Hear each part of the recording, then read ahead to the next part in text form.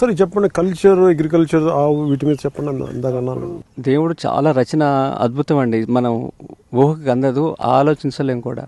మహాభారతం కాలంలో 6 లక్షల విత్తనాలండి. అంటే దేవుడు ఎందుకు ఇచ్చాడంటే ఇన్ని రకాలు, కేవలం ఆకలి వేసినప్పుడు మనం తింటున్నాం, భోజనం అనుకుంటున్నాం. ఇది కానే కాదండి. ఆకలి వేసినప్పుడు తినటానికి కాదండి, ఇది ఔషధం. ఇది భోజనమే ఔషధం. ఈ విత్తనంలో మన శరీరంలో ఎన్ని అవయవాలు ఉన్నాయో అవయవాలు తగ్గట్టు విత్తనాన్ని డిజైన్ చేశాడండి. ఆయన పెద్ద సైంటిస్టు, ఆయన పెద్ద ప్రకృతి ప్రేమికుడు. మనకు కావాల్సినవి అన్నీ సృష్టించినాక మనిషిని ఇక్కడికి పంపించాడండి. మనిషి పాత్ర ఈ భూమి మీద ఒక అతిథి పాత్ర అండి. మన ముందు చాలామంది వచ్చారు, మన తర్వాత కూడా చాలామంది వస్తారు. కానీ ఈ అవయవాలు ఏవైతే ఉన్నాయో అవయవాల్లో ఒక్కొక్క అవయవం మీద ఒక్కొక్క విత్తనాన్ని డిజైన్ చేశాడు. సాధారణ కాన్పు అవుతాకి ఇవాళ లేదు. అంటే ఒక పక్షి సాధారణంగా కాన్పు అవుతుంది, గుడ్డు పెడుతుంది. ఒక ఆవు పిల్లని పెడుతుంది. ఇక్కడ ఎక్కడ సిజరన్ లేదు. మనిషికి సిజరన్ ఏంటండి? ఇదేం డెవలప్మెంట్ చెప్పండి. 25 ఏళ్ళు ఏ పంటను వేసినా దాని ప్రభావం లివర్ మీద, బ్రెయిన్ మీద క్యాన్సర్ రావడానికి ఉపయోగపడుతుందండి. అంత భయంకరమైన కలుపు మందులు మనం వాడేస్తున్నాం. కారణం ఏంటంటే ఇంత భారతదేశంలో ఇంత జనాభా ఉండి కలుపు తీయటానికి మనుషులు లేనండి. మానవ వనరులు అద్భుతంగా ఉంది భారతదేశంలో. కానీ ఈ ప్రభుత్వ పథకాలు రైతుకి అనుసంధానం చేసి 300 రూపాయలు ఇస్తున్న ఈ పథకంని రైతుకి 150 ఇవ్వాలి, ప్రభుత్వం 150 ఇవ్వాలి. అప్పుడు రైతు 8 గంటలు దగ్గరుండి పనిచేస్తాడు. సంతకం పెట్టాల్సింది ఆయనే కాబట్టి. ఈ విధంగా ఒకవైపు వెళ్లకుండా రైతుకి అనుసంధానం చేస్తే అక్కడ పని జరుగుద్దండి, ఉత్పత్తి బయటకు వస్తుంది. ఆవులు కూడా గర్భం వదిలేసిన ఈ మధ్యన తిండి వల్ల చెప్పండి అది ఒకసారి. గ్రామాల్లో ఈ మినువుకి ఎక్కువ వాడుతున్నారు కలుపు మందు. ఆ మినువు కాడ తిన్న పశువులు 3-4 నెలల గర్భం వదిలేస్తున్నాయండి. డాక్టర్ చెప్తాడు మీరు ఇడ్లీ తింటే మంచిదండి అని. రైటే, కానీ దానికి వాడే మూలాల్లో రైతులు ఏం చేసి పండిస్తున్నారు అనేది డాక్టర్కి తెలియదు. డాక్టర్ చెప్తే వేదం కాబట్టి ఆ ఇడ్లీ తింటున్నారు. ఆరోగ్యవంతుడు అనారోగ్యవంతుడు ఇద్దరు కూడా ఇడ్లీ తినొచ్చు అంటారండి. నిజానికి మంచిది, దాంట్లో ఆయిల్ లేదు. కానీ ఇప్పుడు ఉన్న మినపప్పు డేంజర్ అయిపోయింది. ఇప్పుడు మినపప్పు తింటే క్యాన్సర్ వస్తుంది, ఆ ఇడ్లీ తింటే క్యాన్సర్ వస్తుంది. మీరు ఆంధ్రప్రదేశ్, తెలంగాణలో ఏ హోటల్కి వెళ్ళినా ఇడ్లీ దొరుకుద్దండి. కానీ ఆ ఇడ్లీలో ఉన్న విషయం ఇది వాళ్ళ.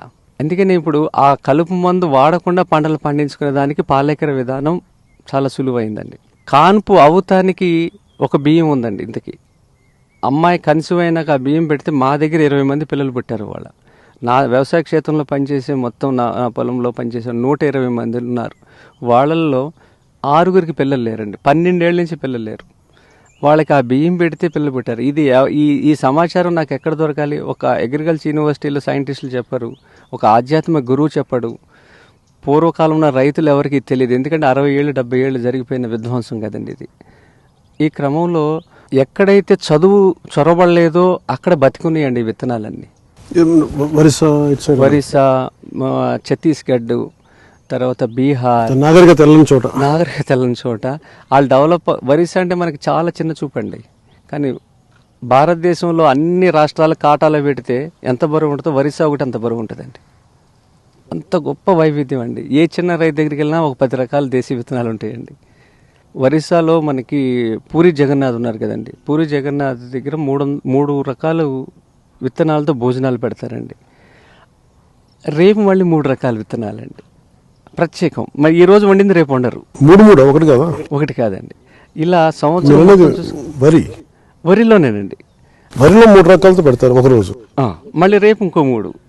అలా సంవత్సరం వచ్చేసరికి 1000 రకాలు అవుతాయండి. ఎన్ని వరి 5,000 రకాలు. 5,000 రకాలు బతుకున్నాయి ఇంకా ఇప్పటికి భారతదేశంలో.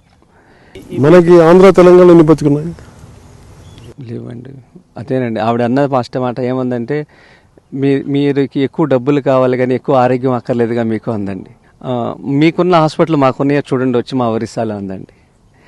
ఇక గుప్పుడు విత్తనాలు ఇచ్చిందండి. ఆ విత్తనాలు తీసుకొచ్చి ఇక్కడ డెవలప్ చేసి వాళ్ళు పెట్టిన భిక్షేనండి ఇవన్నీ. మన దగ్గర అక్కుళ్ళు అని ఉండేదండి చిన్నప్పుడు. అక్కుళ్ళు, రాజనాల, కాకిరెక్కలు, కృష్ణ కాటుకలు ఇవి మన ఆంధ్రప్రదేశ్ అండి. కానీ ఏది అట్టి పెట్టుకోలేదండి. అంటే జరిగిన పరిణామం ఏంటంటే అధిక దిగుబడి అనే వైపు అందరూ ఆస్తి వెళ్ళిపోయారు, కానీ ఇది తింటే ఎంత అధిక ఆరోగ్యం అనేది ఎవరు ఆలోచించలేదండి. మనకున్న భారతదేశంలో పండగలు తీసుకున్నా కూడా పంటలు తీసుకున్నా పంటలను బట్టే పండగలు వచ్చినాయండి ఎక్కడ చూసినా కూడా. అంటే విడిగా దాన్ని మనం చూడలేమండి. కల్చరు అగ్రికల్చర్ రెండు ఒకటేనండి చూస్తే. అది మనం వినాయక చవితి ఒకటి తీసుకుంటే మొదటి పండుగ అండి మనకి. వినాయక చవితి పండుగలు స్టార్ట్ అవుతాయి మనకి శ్రీరామనవమి వరకు. ఈ వినాయక చవితి అనేది ప్రతి సంవత్సరం ప్రతి గ్రామంలో చేసుకునే పండుగ అండి. ప్లాస్టర్ ఆఫ్ ప్యారిస్ విగ్రహంతో లేని వస్తువుని తీసుకెళ్లి చెరువులో కలుపుతున్నారండి. ఈ మట్టితో తయారు చేసే విగ్రహం నేర్పిస్తే ఉపాధి. దీనికి మన శిక్షణా తరగతులు ఇస్తేనండి స్థానిక కుమ్మరులకి తయారు చేసే వాళ్ళకి భరోసా ఇస్తే స్థానిక చెరువు బాగుపడుతుందండి, స్థానిక కళాకారుడు బాగుపడతాడు.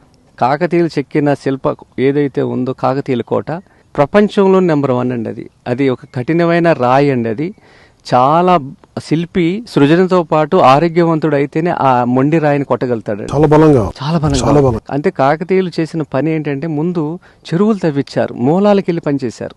చెరువుల ద్వారా పంటలు పండుతాయి, పంటలు పండితే మంచి ఆహారం తింటే మంచి కళ నైపుణ్యం వస్తుంది, సృజన వస్తుంది అని ఆలోచించారు.